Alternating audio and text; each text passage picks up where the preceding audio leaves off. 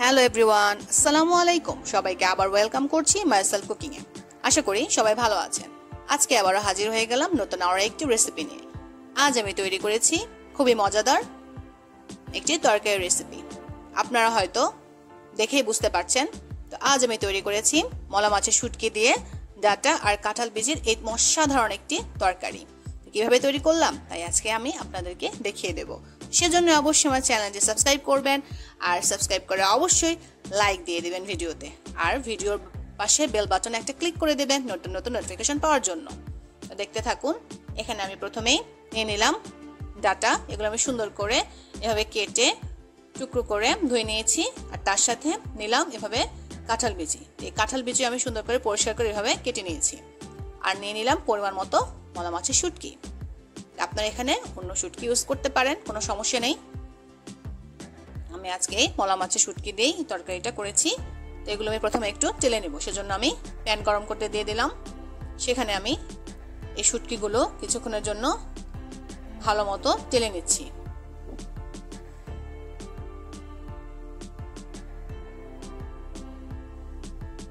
কিছুক্ষণের মধ্যেই এগুলো যখন টালা হয়ে যাবে, পানি দিয়ে ভালো করে হাত দিয়ে আমি কচলিয়ে ধুয়ে নেব। ধুয়ে পরিষ্কার করে নিচ্ছি, দেখতে পাচ্ছেন।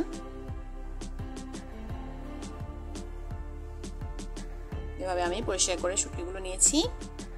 এখন আমি পাত্র গরম করতে দিয়ে দিব।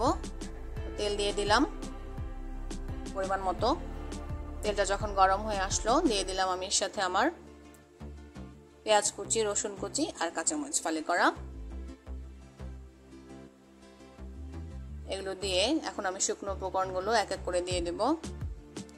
পরিমাণ মতো হলুদ গুঁড়ো, তার সাথে পরিমাণ মতো মরিচের গুঁড়ো দেব, আর একটু ধনিয়া গুঁড়ো, আর সবশেষে দেব পরিমাণ মতো লবণ। এখানে লবণের পরিমাণটা আপনার স্বাদ অনুযায়ী দিয়ে দেবেন। সবগুলো উপকরণ এভাবে আমি প্রথমে ভালো করে নেড়েচেড়ে কিছুক্ষণের জন্য কষিয়ে নেব।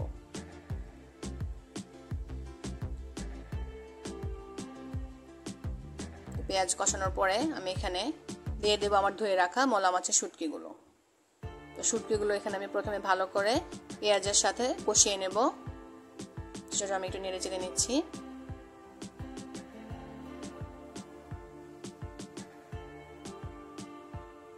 তো কিছুক্ষণের জন্য আমি একটু ঢাকনাটা দিয়ে দেব।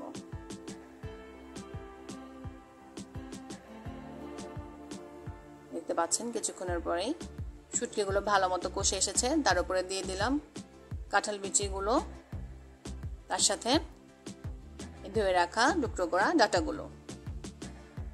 সবগুলো উপকরণ আমি ভালো মতো আবারও মিশিয়ে নিচ্ছি।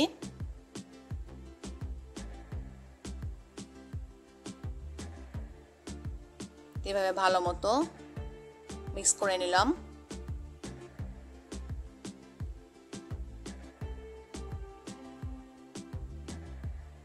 কিছুক্ষণের জন্য আমি ঢাকনা দিয়ে দেব।